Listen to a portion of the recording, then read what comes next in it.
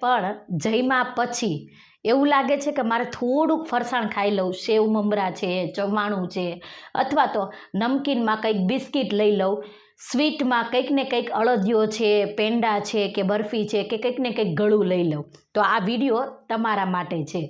જ્યારે આવું ક્રેવિંગ થાય છે ત્યારે આપણા શરીરનો વાંક નથી, આપણું ક્રેવિંગનો વાંક નથી, પણ આપણું શરીર સંકેત દઈ રહ્યું છે કે તમારી થાળીની અંદર મેક્સિમમ પ્રોટીન અને ફાઇબરની કમી છે, જેના કારણે તમારું પેટ તો ભરાઈ ગયેલું છે પણ તમને હજુ સંતોષ નથી, એટલે કંઈક ગળું ખાઈ લઉં એવી લાલચા જાગે છે.